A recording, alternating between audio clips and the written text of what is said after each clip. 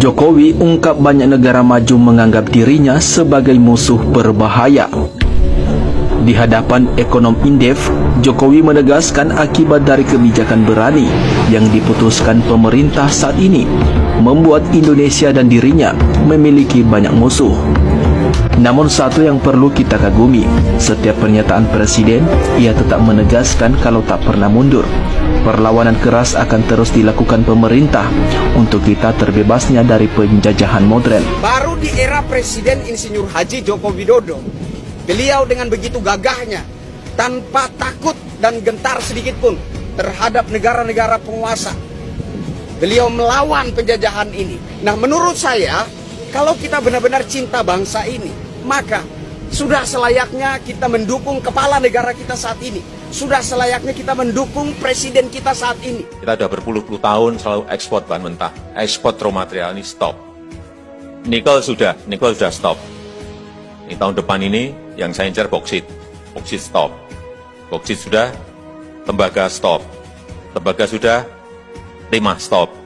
Nikel kita sudah dibawa ke WTO. Nggak apa-apa, yang kita hadapi. Di WTO kalah, ya kalah ya nggak apa-apa lah kalah. Tapi kalau kita nggak berani nyoba, coba.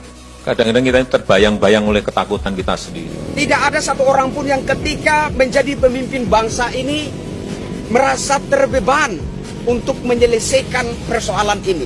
Untuk berperang melawan penjajahan gaya baru berkedok sistem ekspor mengekspor ini. Mulai Juni 2023, pemerintah akan memberlakukan pelarangan ekspor biji boksit.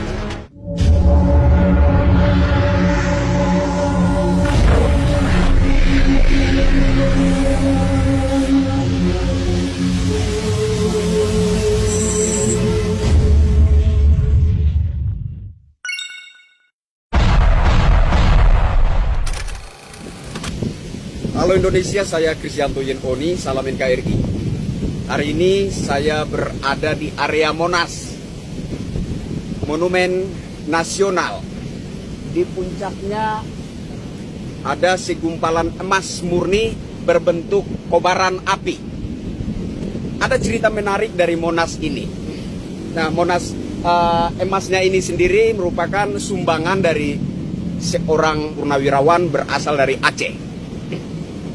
Cerita menarik dari Monas ini adalah ketika Monas ini dibangun bertepatan dengan pembangunan Masjid Istiqlal. Dan ketika Bung Karno ditanya, kenapa tidak dahulukan dulu pembangunan Masjid Istiqlal? Kenapa harus Monas dikedepankan? Jawab Bung Karno, masjid seperginya saya atau setelah saya mati, masih banyak orang yang akan mengerjakannya. Tapi Monas, seperginya saya, belum tentu ada yang mau melanjutkan pembangunan ini hingga rampung, selesai. Kira-kira begitu cerita singkatnya tentang pembangunan Monas ini. Nah, sebenarnya apa tujuan seorang Bung Karno begitu terobsesi untuk membangun Monas ini? Bahkan sampai pembangunan Masjid Istiqlal sekalipun katakanlah dinomor duakan. Apa motivasi Bung Karno? Saya coba mengamati, saya coba merenung. Sepertinya Bung Karno dengan optimisme yang begitu tinggi ingin menunjukkan kepada dunia bahwa sebenarnya negara saya adalah negara kaya. Negara saya kaya dengan hasil alamnya, bahwa di perut bumi Nusantara ini tersimpan begitu banyak harta karun yang tidak habis dimakan oleh bangsa ini berabad-abad lamanya. Sebenarnya itu pesan moral yang ingin disampaikan oleh seorang Bung Karno kepada dunia, bahwasanya negara kita adalah negara kaya. Indonesia merupakan negara kaya raya yang ada di muka bumi ini. Yang menjadi persoalannya adalah apakah orang-orang Indonesia memiliki mental kaya atau tidak. Nah, kalau kita melihat ada oknum-oknum yang kasarnya boleh saya katakan menjual negara ini, yaitu dengan cara melakukan ekspor bahan mentah ke negara-negara lain. Dan ini sudah terjadi selama puluhan tahun.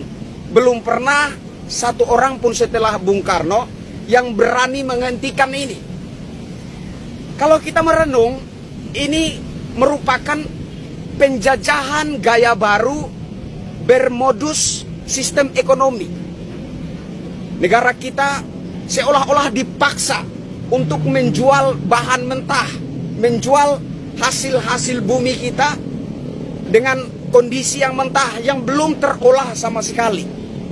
Nah, sehingga wajar saja kita menjual, negara ini menjual hasil buminya dengan harga yang begitu murah kepada negara-negara lain, tetapi kemudian diolah dan dijual kembali ke negara kita dengan harga yang begitu fantastis. Tidak ada satu orang pun yang ketika menjadi pemimpin bangsa ini merasa terbeban untuk menyelesaikan persoalan ini, untuk berperang melawan penjajahan gaya baru berkedok sistem ekspor mengekspor ini.